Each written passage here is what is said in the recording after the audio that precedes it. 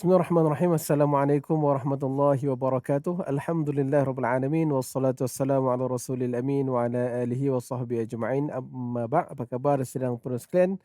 Apa khabar Ramadan al-Mubarak?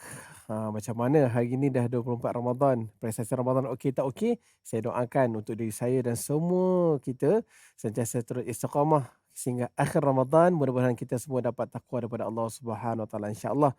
Seperti biasa, anda bersama saya Hafiz Halim dalam Majlis Ayah, Ayah Pemimpin Masuk Syurga Sekeluarga yang dibawakan oleh Lembaga Zakat Selangor. Kongsi rezeki dengan zakat keberkatan rezeki nikmat dikongsi. Tunai zakat anda di Lembaga Zakat Selangor. InsyaAllah topik yang kita akan bincangkan pada petang ini iaitu didik anak lelaki jadi gentleman. Gentleman tuan-tuan. Okey. Petang ini kita akan kupas bagaimana kita semua sedia maklum bahawa setiap pasangan suami isteri ibu dan ayah ini mengimpikan mudah-mudahan doa sungguh-sungguh anak pertama yang lahir ni biarlah anak lelaki. Kerana apa? Anak lelaki inilah yang bakal meneruskan legasi keluarga, yang akan jaga adik-beradiknya, yang akan tolong apa saja yang ibu dan ayah nak. Dan insya-Allah mudah-mudahan itu menjadi realiti. Namun tetap menjadi, eee, tetap berfikir di jauh di sudut hati ibu bapa ini, bila mana anak lelaki ni dia tahu anak lelaki ni egonya tinggi, anak lelaki ni kasar, anak lelaki ni macam-macam nakal lah, dan macam mana nak handle anak lelaki ini? Apakah tata cara mendidik anak supaya anak ni menjadi apa yang mereka inginkan? Dan kadang-kadang ada juga yang merasakan bahawa, oh kalau anak lelaki ni kena guna rotan, kalau anak lelaki ni didik kena cara kasar, kalau tantrum kurung dalam bilik. Adakah ia betul? Baik, untuk itu petang ini kita akan kupas, kita akan lihat bagaimana panduan Al-Quran melalui surah As-Sajdah ayat yang ke-24. Untuk itu bersama-sama saya pada petang ini, saya perkenalkan yang berbahagia Ustaz Hafizul Faiz. Beliau merupakan pengurus besar Jejak Tarbiyah. Apa khabar Ustaz? Apa khabar baik. Ustaz apa Sihat khabar? Ustaz? Alhamdulillah sihat seadanya. 24 Ramadan ni dah fasa akhir Ramadan. Apa tips Ustaz? Terus jalan terus. Jalan terus. InsyaAllah tarbiyah Ramadan ni takkan pernah berakhir. Kesannya sampai sepanjang tahun insyaAllah. Baik, terima kasih. Bukan 30 inilah sebagai indikator saja, tetapi 11 bulan 11 itu kita akan lihat prestasinya. Baik, terima kasih Ustaz. Seterusnya yang berbahagia Ustaz Muhammad Rashid Ridha Muhammad Syukri. Beliau merupakan seorang qari yang pernah mewakili Malaysia dalam pertandingan hafazan tilawah Quran, peringkat antarabangsa di Arab Saudi dan juga Turki. Apa khabar Ustaz? Alhamdulillah Anak sihat. muda yang sangat hebat, sentiasa sihat, dan 24 Ramadan ini 6 bulan 6 hari terakhir ni apa plan ni? Plan semoga istiqamah. Okey, alhamdulillah, terima kasih. Baik, senang dan tanpa membuang masa, ayo kita melihat panduan Al-Quran menerusi surah As-Sajdah bermula ayat 22 hingga 24 yang akan memandu perbincangan kita pada petang ini. Untuk itu Ustaz Rashid dipersilakan.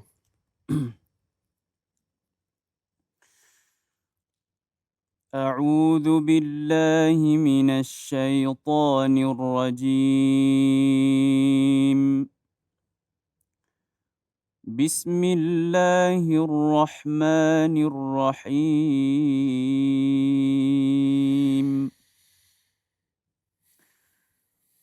ومن أظلم ممن ذكر بآيات ربه ثم أعرض عنها إنا من المجرمين منتقمون. ولقد آتينا موسى الكتاب فلا تكن في مرية من لقائه وجعلناه هدى لبني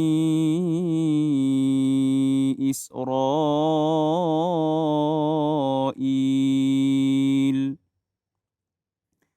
وجعلنا منهم أئمة يهدون بأمرنا لما صبروا وكانوا بآياتنا يوقنون. صدق الله العظيم. Dan siapakah yang lebih zalim daripada orang yang telah diperingatkan dengan ayat-ayat Tuhannya, kemudian dia berpaling daripadanya? Sesungguhnya kami akan memberikan balasan kepada orang-orang yang berdosa. Dan sesungguhnya telah kami anugerahkan kitab Taurat kepada Nabi Musa alaihissalam, maka janganlah engkau Muhammad ragu-ragu menerimanya Al-Quran, dan kami jadikan kitab Taurat itu petunjuk bagi Bani Israel. Dan kami jadikan di antara mereka itu pemimpin-pemimpin yang memberi petunjuk dengan perintah kami selama mana mereka bersabar, mereka meyakini ayat-ayat kami. Saudara sekalian, Allah SWT beritahu bahawa ini adalah ciri-ciri pemimpin yang kita kena ambil dan kena jadikan pemimpin anak lelaki ini berdasarkan tajuk yang kita bincangkan hari ini. Macam mana nak jadikan anak lelaki anda sebagai gentleman, kita akan lihat sinopsis daripada bingkisan yang disediakan.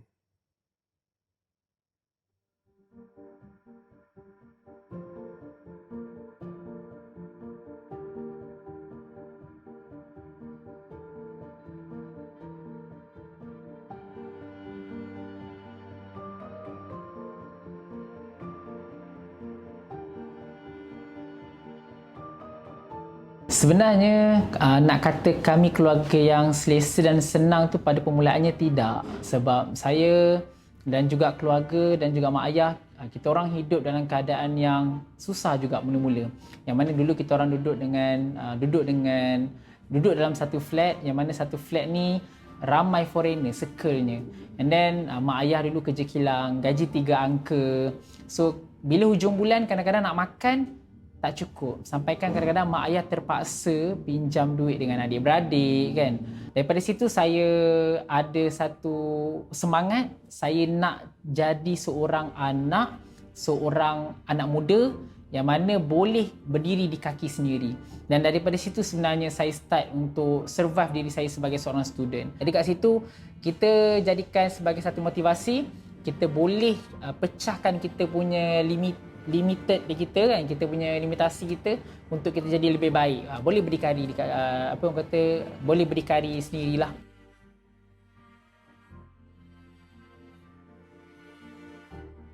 Ayah saya ni, jujur saya cakap, ayah saya membesarkan kami, mendidikkan kami bukan melalui percakapannya, tetapi dia mendidik kami melalui akhlaknya. Saya ingat lagi masa saya kecil, umur saya lebih kurang 6 tahun, so saya nakal sangat. Memang saya nakal. So saya ingat lagi saya pernah patahkan spek ayah saya, tapi ayah saya tak pernah marah. Jadi disebabkan akhlak itu membuatkan saya terfikir, kalau saya nak buat hal lagi, saya lagi segan, saya lagi malu. So daripada situ saya belajar, saya nak jadi macam ayah saya. Ayah saya seorang yang sangat-sangat penyabar. Dia tak pernah marah, tak pernah tengking anak, tak pernah nak tinggikan suara. Setiap kata-kata dia lembut. Ayah saya bukan seorang ustaz. Dia bukan seorang yang kata background yang belajar agama, tak. Tapi dia punya amalan, dia betul-betul jaga agama. Saya tengok bila solat dia zikir lama. Solat duha dia tak tinggal. So kadang-kadang saya pun rasa segan, saya semalu. Kat situ membuatkan kadang-kadang saya terfikir, sepatutnya saya belajar agama ni boleh jadi lebih pada tu. Tapi bila saya tengok ayah saya punya tauladan, itu yang menginspirasikan saya.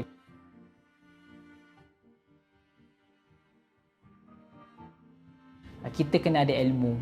Carilah ilmu, jangan ego. Kita seorang anak ke, kita seorang suami, kita seorang CEO dan syarikat kita, ilmu kita kena ada. Bila kita tak ada ilmu, kita bertindak seolah-olah kita bertindak dalam keadaan kejahilan. So, carilah ilmu supaya kita jumpa jalan yang betul. Kita tunjuk contoh tauladan yang baik. Sebagai seorang leader, kalau kita ni cakap je lebih pun tak guna juga. Tunjuk contoh yang baik.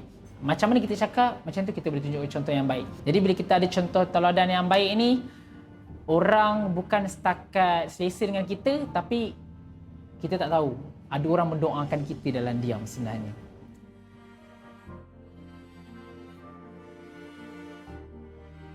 Saya sentiasa minta, Amah doakan abang. Sampai sekarang kalau saya nak pergi kerja, saya salam mak saya akan cakap, Amah tolong doakan abang hari ni. Mak tolong doakan bisnes abang meletup. Mak tolong doakan bisnes abang berjaya. Tak pernah saya berhenti daripada minta doa daripada mak dan ayah saya. Jangan pernah putus asa dalam setiap ujian yang kita hadapi. Kita kena ingat, kita kena percaya Allah nak bagi lebih daripada selepas ujian tu. Jangan kita fokus kepada masalah sekarang. Tapi kita tahu hikmah yang Allah akan bagi ni, dia lebih baik daripada apa yang kita tengah hadapi sekarang ni. So, kita lalui saja. Kita percaya Allah nak bagi the best. Tolong belajar berdiri di kaki sendiri. jangan pernah harapkan pertolongan orang lain dulu, support orang lain. Jangan kita raih orang kata pertolongan orang lain. Belajar buat sendiri dulu. Kita kena jadi seorang pendengar yang baik. Bila kita dengan isteri, kita kena dengar luahan dia, masalah dia. Bila kita jadi pendengar yang baik, ini sebab tak ramai orang nak jadi pendengar yang baik. Kan, orang bosan kadang-kadang dengan cerita. Tunjuk contoh teladan yang baik. Bagi saya tunjuk contoh teladan yang baik inilah sebab Nabi sendiri, kalau kita tengok akhlak Nabi, dia bukan hanya bagi tahu tentang sampaikan wahyu. Kalau tengok Nabi punya akhlak pun betapa baik. Layanan Nabi dekat isteri, layanan Nabi bersama dengan para sahabat, dengan orang sekeliling. So kita pun sama, jadilah akhlak seperti Nabi. Senang je, key point dia lah ikut sunnah. Itu je.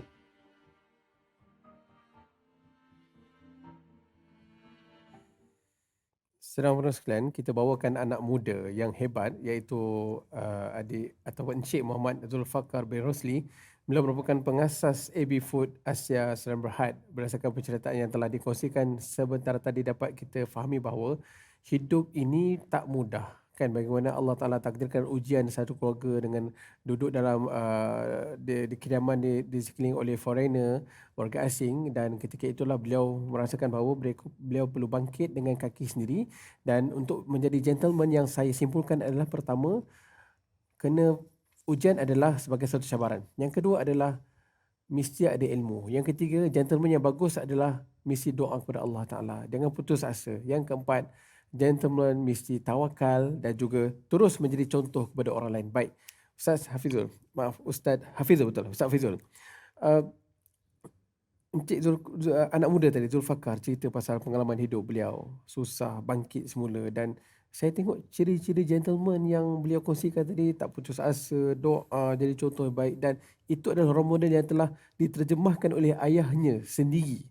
Kan, bila berbalik kepada firman Allah, surah As-Sajdah ayat ke-24 ni, ada cerita pasal pemimpin. Apa mesej yang nak disampaikan? Silakan Ustaz. Terima kasih Ustaz Hafiz yang saya hormati, dan juga Ustaz Rashid, juga penganjur. Terima kasih tuan-tuan dan puan yang masih setia bersama dengan kita. Salam Ramadan, teruskan perjuangan. Kita ada beberapa hari saja lagi. Dengan izin Allah kita akan melepasi Ramadan kali ini, dan tarbiyah Ramadan ini harus kita aplikasikan sepanjang tahun. Dia jangan jadi macam AES. Bila sampai je AES, kita slow kan kita. Macam Ramadan, kita sampai je Ramadan kita baik. Lepas Ramadan kita pecut lagi. Jadi Ramadan bukan macam AES. Terasa. Contoh begitulah. Jadi penting untuk kita melihat bahawa Ramadan adalah madrasah tarbiyah. Tarbiyah yang boleh mendidik kita. Kalau sembahyang adalah tarbiyah harian kita. Setiap kali Allah panggil kita melalui sembahyang. Kemudian kalau Jumaat adalah tarbiyah mingguan kita. Dan Ramadan adalah tarbiyah bulanan tarbiyah kita. Itu pertamanya kita bersyukur sebab kita masih diberikan kesempatan untuk melalui Ramadan tahun ini sampai habis. Alhamdulillah. Dan yang keduanya, kita harus berdoa supaya kita masih lagi diberikan kesempatan untuk Allah jemput kita untuk masuk ke dalam madrasah Ramadan seterusnya, insya-Allah. Kita dah kupas ayat ni 22, ayat 22 baru-baru ini, dan kita sambung kepada ayat 24 yang saya fikir ayat yang dia berada di celah-celah sebelum itu. Ayat ini dia bercerita tentang Nabi Musa. Apa kaitan dia ayat sebelum itu dengan ayat 24, ayat 23 dan 24 ini, tuan-tuan dan puan-puan, adalah kita melihat bahawa di antara kekurangan, di antara masalah yang paling kritikal berlaku pada kisah Nabi Musa itu adalah bila mana Bani Israel diseksa, diberikan pelbagai azab yang sengsara oleh Fir'aun. Kekurangan Bani Israel pertamanya, mereka tidak ada pemimpin. Tak ada pemimpin yang boleh datang, boleh bawa mereka, boleh bersuara dan boleh betulkan nasib mereka. Walaupun pemerintah itu sangat zalim sifatnya, kita tahu. Tapi mereka yang dizalimi perlukan pemimpin untuk menyuarakan bahawa mereka sedang dizalimi. Dan itu yang kekurangan dekat Bani Israel. Walaupun kalau kita tengok sejarah Bani Israel ini, mereka melahirkan banyak pemimpin. Tapi dalam satu episod penting dalam sejarah, mereka dizalimi dan kezaliman itu sangat-sangat kuat. Kita boleh tengok benda ni dalam surah Qasas, dalam surah Taha misalnya, dalam surah Syu'ara. Sebab kisah-kisah yang Allah paparkan khususnya tentang Nabi Musa ini adalah kisah-kisah yang sangat hebat, yang sangat memaparkan tentang kezaliman. Datang Nabi Musa adalah Nabi yang menjadi pemimpin mereka. Mula-mula di macam-macam cerita, kemudian pulang untuk bawa Bani Israel ini keluar daripada kezaliman mereka. Jadi nak cerita je dekat sini bahawa apa yang Nabi Musa lalui untuk menjadi seorang pemimpin sangat-sangat besar. Mula-mula Nabi Musa diusir lari daripada Mesir sebab kisah dia tertumbuk, orang kemudian dikisahkan orang itu mati. Kemudian Nabi Musa lari dalam keadaan sebatang kara, tak ada apa, kasut pun tak pakai, tak sempat nak packing apa pun, terus lari keluar daripada Mesir, terus jalan sebab dikejar oleh tentera, sampai ke satu tempat letih sangat-sangat. Kemudian nampak pula dua orang perempuan sedang dizalimi oleh kaum lelaki, tak diberikan giliran untuk bagi makan dia punya kambing. Nabi Musa bantu, kemudian Nabi Musa, nanti kita akan sambung, saya rasa itu ayat yang sangat bagus untuk kita fokus kejap. Kemudian Nabi Musa bantu, kemudian Nabi Musa berdoa, ya Allah, sedikit kebaikan pun dah okey. Seorang pemimpin melalui pelbagai episod kesabaran yang luar biasa, barulah ia melahirkan kepimpinan yang luar biasa. Bukan senang nak jadi gentleman. Dalam bahasa Melayu kita sebut sebagai budiman. Budiman ni adalah satu perkataan yang sangat indah dalam bahasa Melayu, tuan-tuan dan puan-puan, sebab dia perkataan yang tak diterjemah oleh mana-mana bahasa. Kita tak ambil daripada bahasa Arab, kita tak ambil daripada bahasa orang putih. Dia adalah satu bahasa, satu perkataan yang dibina daripada akar sejarah budaya yang sangat hebat. Budiman adalah merujuk kepada orang yang budinya besar. Dan orang yang budinya besar adalah orang yang melalui banyak perkara dalam hidupnya. Hamka dalam tafsir Al-Azhar, kita menghuraikan ayat 24 ini, Ustaz dia Hamka cakap pemimpin yang melalui banyak kesabaran dalam hidupnya adalah pemimpin yang akan membawa nasib orang biasa daripada bawah kepada atas.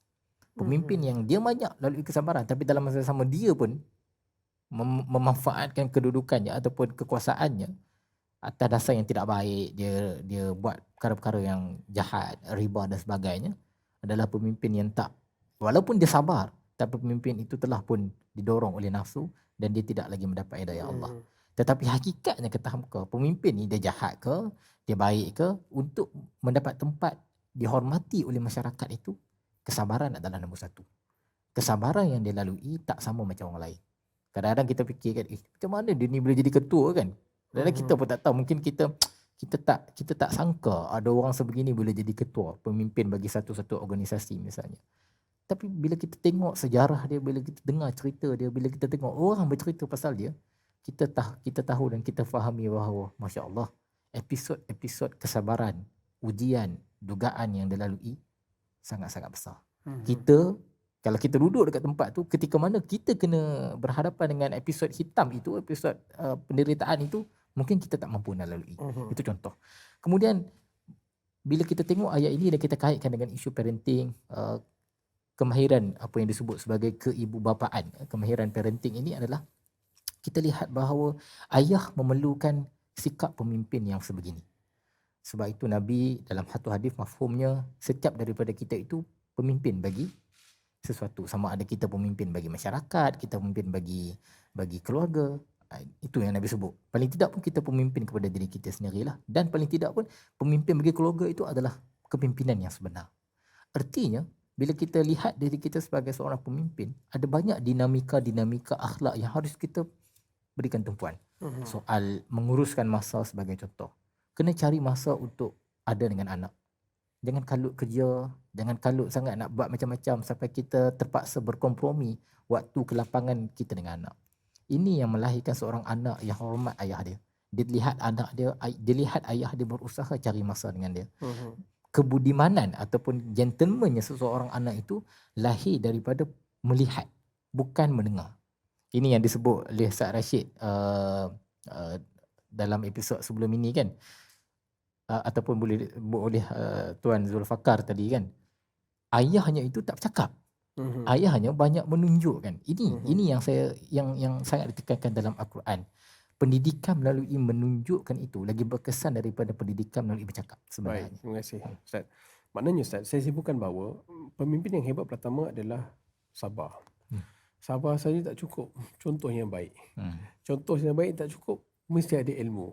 Betul? Baik. Ustaz, dalam konteks kita bincang hari ini pasal nak jadikan anak lelaki sebagai anak yang gentleman, beriman, kenapa penting sangat nak jadikan anak lelaki sebagai gentleman? Kan? Bukanlah diskriminasi anak-anak perempuan. Kenapa penting lelaki gentleman? Silakan Ustaz. Terima kasih Ustaz Hafiz. Kadang-kadang bila kita bincang isu macam ni, dia akan jadi banyak perdebatan sedikit lah. Kadang-kadang bila kita angkat isu anak lelaki gentleman ni, barangkali di sana ada kaum wanita yang agak terkesan dan juga terasa, sebab kami pun nak jadi gentlewoman juga kan. Sebenarnya tidak ada isu pun siapa nak jadi gentleman, siapa nak jadi gentlewoman ni. Cuma dalam Islam, Islam memberikan sedikit penekanan kepada tarbiyah anak lelaki. Kerana apa? Bukan kerana dia tu lelaki. Kerana kemampuan makhluk yang bernama lelaki ini diberikan tanggungjawab yang lagi besar. Tanggungjawab itu adalah untuk melindungi orang lain. Itu penting sebenarnya. Dan setiap orang itu, ini Buya Hamka dia sebut dalam Buya Hamka berbicara tentang perempuan. Buku Hamka tulis khas berkaitan dengan perempuan. Dia kata perempuan ada tanggungjawab dia, lelaki pun ada tanggungjawab dia. Tanggungjawab lelaki berbeza dengan tanggungjawab perempuan, dan setiap tanggungjawab itu dia punya pertimbangan, dia timbangannya masing-masing. Dan Allah memberikan keutamaan perlindungan, tanggungjawab melindungi itu kepada lelaki. Sebab itu budiman ataupun gentleman ini penting Ustaz, sebab maksud gentleman di sini, ini orang dah bincang lah. Kalau kita ambil gentleman ni daripada sudut barat punya perspektif pun macam-macam lah kan. Kalau kita tengok berita, dia kata dalam cerita Kingsman tu kan, manners makes man. Akhlak itulah yang menunjukkan kamu tu lelaki ataupun tidak kan. Dalam agama kita, ya, akhlak adalah intipati penting. Tapi kalau kita nak kecilkan lagi skop itu, macam mana kita nak tahu seseorang lelaki itu gentleman? Nombor satu pada saya Ustaz, dan sebutkan dalam Al-Quran, dia kata tengok sejarah Nabi, hormat. Hormat adalah penting. Ramai hari ini lelaki yang dia nak jadi gentleman tapi dia tak hormat perempuan. Bila nampak je perempuan komen dekat Facebook ke dekat mana kan, sekali dia nak hantam perempuan tu. Bukan sebab apa, sebab dia tu perempuan je. Hormat lelaki sama lelaki saya faham dah. Itu selalunya lelaki ni dia hormat sama-sama lelaki. Dah, kalau tak hormat pun lagi teruk lah kan. Tapi lelaki sama lelaki ni selalunya dia akan ada hormat dia takut dia apa semua kan. Sebab yalah kalau bergaduh dia fikir kalau aku bergaduh ni aku menang ke kalah, dia fikir begitu kan. Tapi yang saya fikir hormat harus diukur apabila seorang lelaki itu mampu hormat perempuan. Pertama, hormat apa? Hormat daripada segi perasaan perempuan. Macam mana dia boleh hormat mak dia, macam itulah sepatutnya dia boleh hormat orang perempuan lain. Kerana hormat orang yang sedikit tak diberikan tanggungjawab macam dia, ataupun orang lain yang berbeza dengan dia, adalah satu ciri-ciri gentleman yang sebenar. Baik. Itu dia banyak punya. Nak cerita panjang ni. Memang panjang lah kan? tak habis Ramadan tu. Jadi saya nak ambil satu dulu, hormat. Sebab apa? Saya rasa bila mana Ustaz kongsikan tentang kenapa pentingnya anak lelaki ni dijadikan sebagai gentleman untuk menyahut fitrah Allah, jadi ciptaan Allah kepada makhluk yang nama lelaki ni kan. Sifat fitrah lelaki ni melindungi, keselamatan dia jaga, lepas tu kekuatan dia ada, kemudian tanggungjawabnya pun berbeza. Sebab itu nak sahut semua fitrah Allah jadikan ciptaan kepada lelaki ini, mestilah gentleman. Baik, terima kasih Ustaz. Semua sekalian, kita akan rehat seketika. Panjang dah kita cerita macam mana nak jadi gentleman. Selepas ni kita akan sambung lagi supaya sungguh-sungguh ready. Modul ini dah ada, Quran dah beritahu macam mana nak jadikan anak lelaki anda sebagai gentleman. Kita rehat seketika.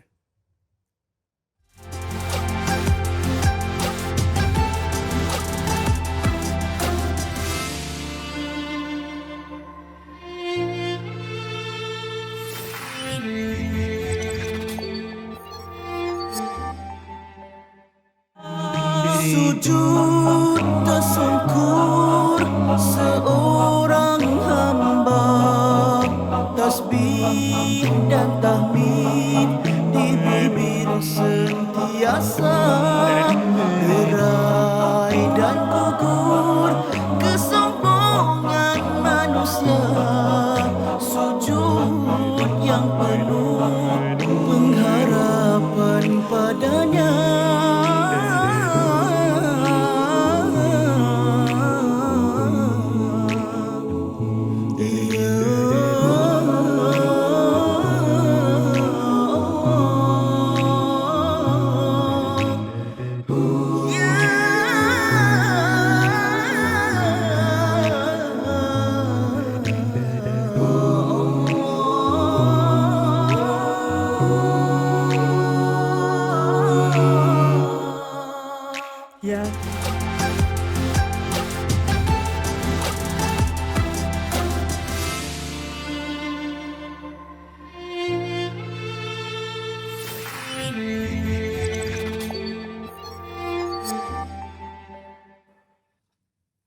Alhamdulillah bertemu kembali dalam majlis Ayah Pemimpin Masuk Syurga Sekeluarga yang dibawakan oleh Lembaga Zakat Selangor. Kongsi rezeki dengan zakat, keberkatan rezeki nikmat dikongsi tunai zakat anda di Lembaga Zakat Selangor. Terima kasih penonton atas kesertaan anda. Topik kita bincangkan pada petang ini sangat menarik yang berkaitan tentang didik anak lelaki menjadi gentleman. Alhamdulillah untuk itu kita akan lihat kepada pelakat formula perjuangan ayah masuk syurga sekeluarga. Kalau dilihat di skrin anda tuan-tuan, kita lihat tadi kita bincang panjang kan, ayah mesti menjadi role model contoh yang baik. Bila contoh baik, ini antara ciri-ciri gentleman dan sabar. Semua sabar itu tak boleh cakap, mesti diterjemahkan. Kalau nak tu contoh yang baik, okey, sabar macam mana. Kalau nak cakap benda yang baik pun macam mana. Sebab akhlak ini menjadi antara indikator kepada qudwah hasanah merujuk kepada pelakat ini, iaitu qudwah hasanah perkara yang ketiga. Dan akhirnya akhlak ini menjadi antara mesej utama. Bila nak jadi gentleman, budiman itu menjadi indikatornya. Macam mana nak buat? Allah dah beritahu. Ayah menjadi pencorak dan pembentuk akhlak ahli keluarga serta menjadi role model bagi mereka hingga terbentuk jiwa yang merendah diri, tidak sombong dan jujur dalam setiap tindakan sekaligus membentuk jiwa yang bersifat ihsan. Inilah merupakan antara ciri-ciri gentleman yang bermula daripada ayah, turun ke anak lelaki dan turun kepada seluruh keluarga dan manfaatnya untuk semua ahli keluarga itu. Dan kalau inilah sifat menjadi asas kepada pengemudi keluarga rumah tangga, ayah, anak pastinya insya-Allah akan menuruti contoh yang terbaik ini. Baik. Untuk itu kita akan lihat bagaimana Al-Quran memandu perbincangan kita pada petang ini menerusi surah Al-Qasas bermula ayat 25 hingga 26. Untuk itu Ustaz Rashid dipersilakan.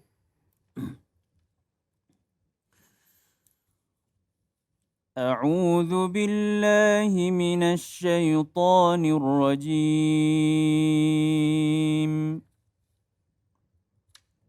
بسم الله الرحمن الرحيم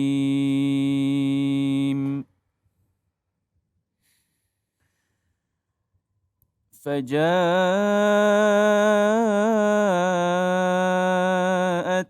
إحداهما تمشي على استحياء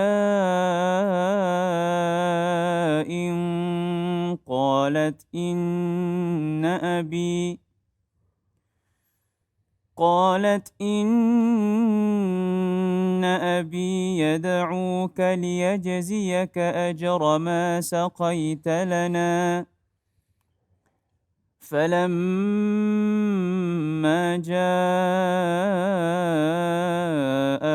وقص عليه القصص قال لا تخف نجوت من القوم الظالمين قالت إحداهما يا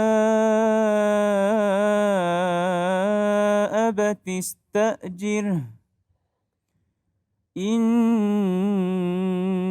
خير من استأجرت القوي الأمين صدق الله العظيم. Kemudian datanglah kepada Musa salah seorang daripada kedua-dua perempuan itu berjalan dengan malu-malu. Dia berkata, sesungguhnya ayahku mengundangmu untuk memberi balasan sebagai bayaran ke atas kebaikanmu memberi minum ternakan kami. Ketika Musa mendatanginya Syuaib dan menceritakan kepadanya tentang kisah dirinya, dia Syuaib berkata, janganlah bimbang, engkau telah selamat daripada orang-orang yang zalim itu.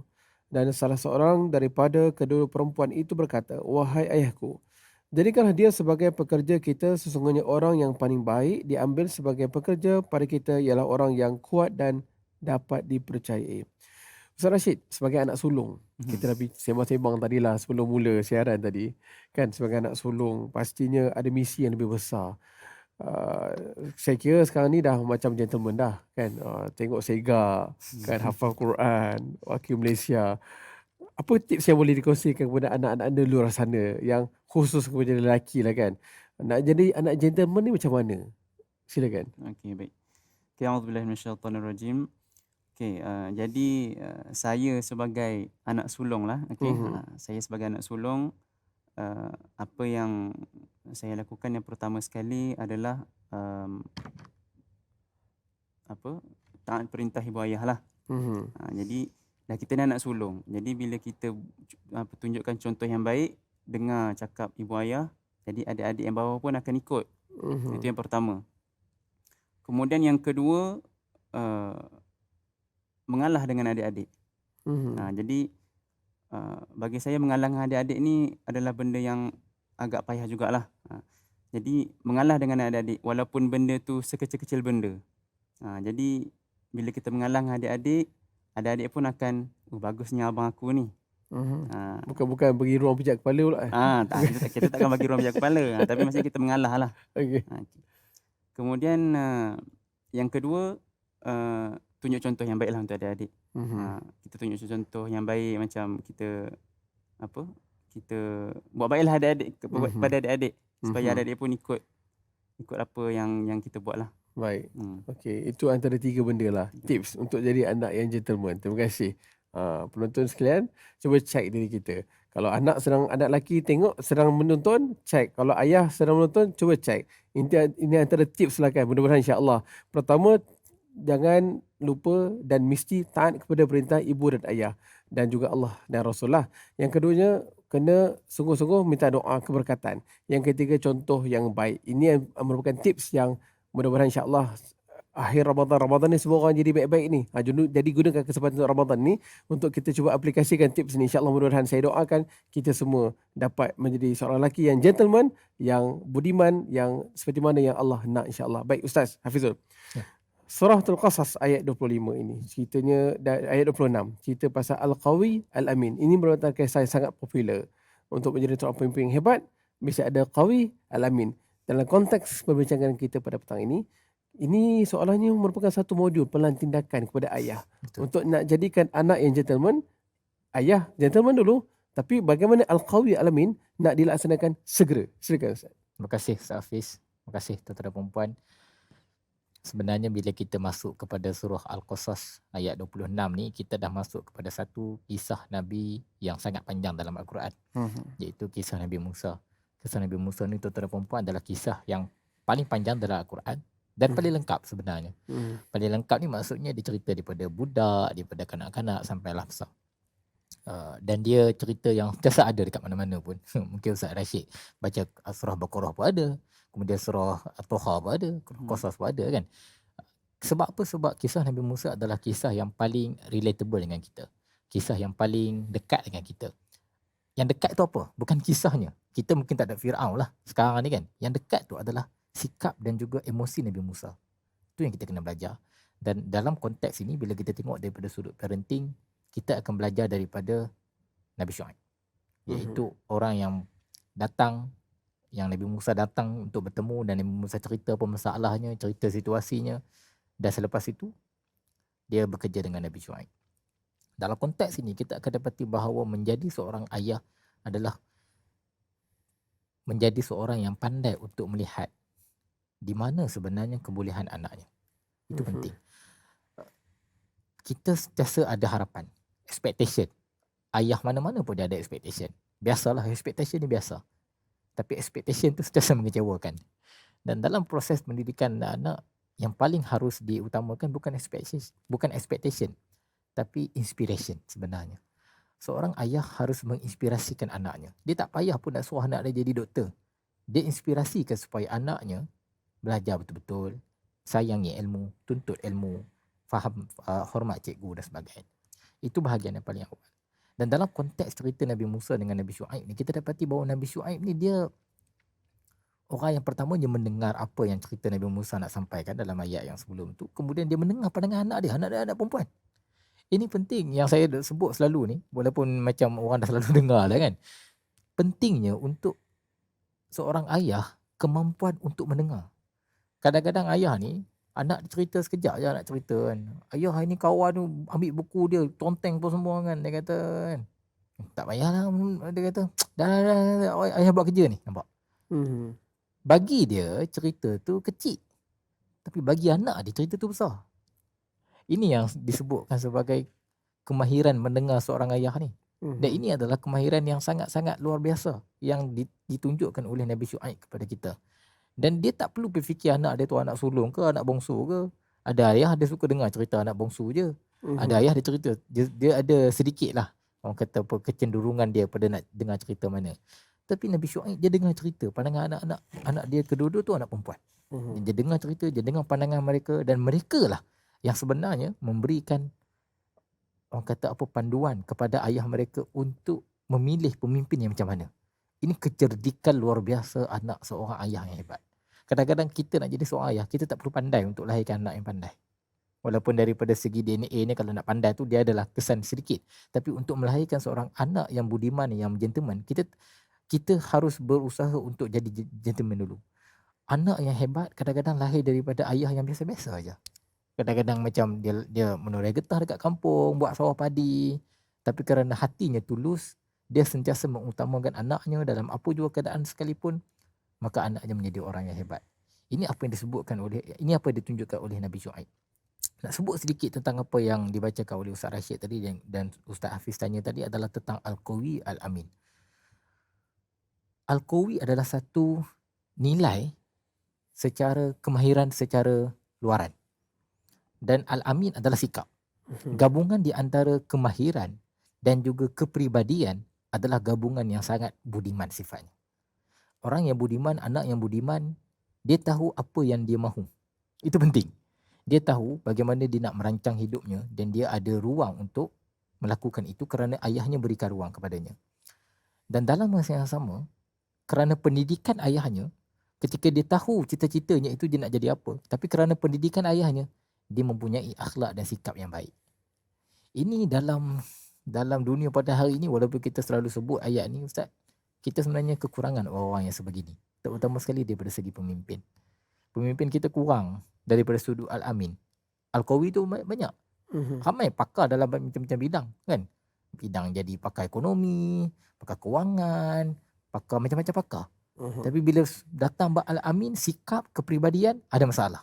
Selalunya begitu. Ada juga yang baik, tapi tak pakar pula. Jadi kita kekurangan orang yang macam ni. Dan para ayah di luar sana, tuan-tuan dan perempuan, kita harus lahirkan anak kita yang ada gabungan kedua-duanya.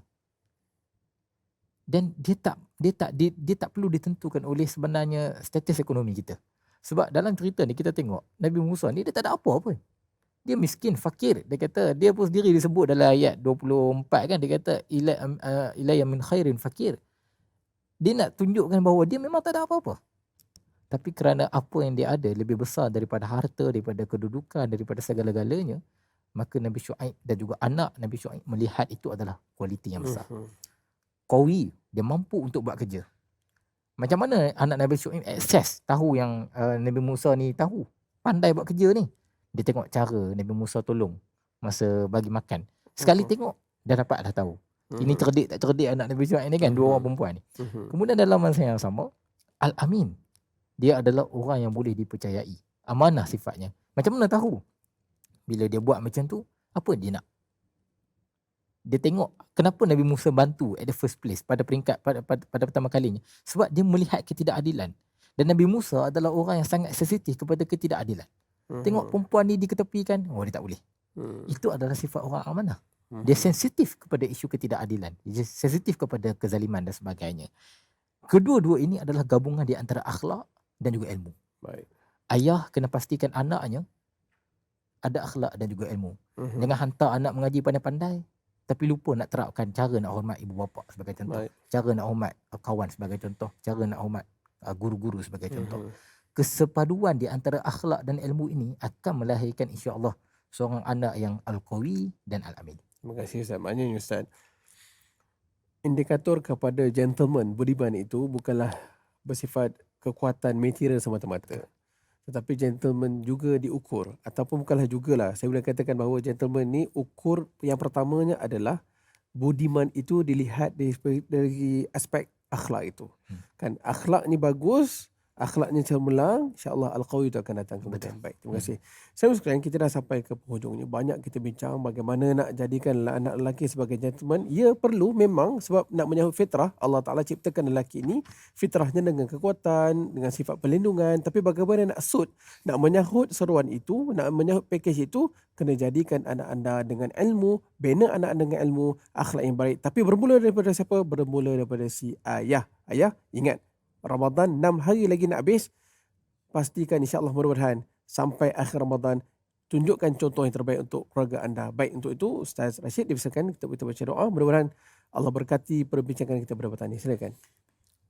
أعوذ بالله من الشيطان الرجيم بسم الله الرحمن الرحيم الحمد لله رب العالمين والصلاة والسلام على سيدنا محمد وعلى آله وصحبه أجمعين اللهم اغفر لنا ذنوبنا ولوالدينا وارحمهم كما ربونا صغارا ولجميع المؤمنين والمؤمنات والمسلمين والمسلمات الأحياء منهم والأموات اللهم إنا نسألك رضاك والجنة ونعوذ بك من سخطك والنار اللهم إنك عفو كريم تحب العفو فاعف عنا وعن والدينا وعن جميع المؤمنين والمؤمنات والمسلمين والمسلمات برحمتك يا أرحم الراحمين ربنا هب لنا من أزواجنا وذرياتنا قرة أعين واجعلنا للمتقين إماما اللهم اختم لنا بحسن الخاتمة ولا تختم علينا بسوء الخاتمة ربنا آتنا في الدنيا حسنة وفي الآخرة حسنة وقنا عذاب النار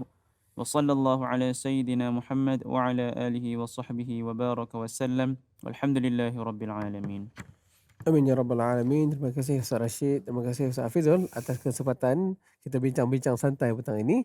Sampai sekarang kita dah sampai penghujungnya. Sedikit peringatan, wahai ayah, untuk jadikan anak-anak hebat bukan material, fizikal semata-mata, takut-takut tak berkat. Untuk menjadi orang yang hebat, mesti pastikan akhlak anda hebat. InsyaAllah mudah-mudahan rahmat Allah akan melimpah ruah ke atas kita. Mudah-mudahan kita doakan ayah jadi gentleman, anak gentleman, semua keluarga kita jadi gentleman yang Allah nak, dapatlah rahmat Allah, semua masuk syurga Allah Subhanahu Wa Taala. Kita berjumpa lagi. Assalamualaikum warahmatullahi wabarakatuh.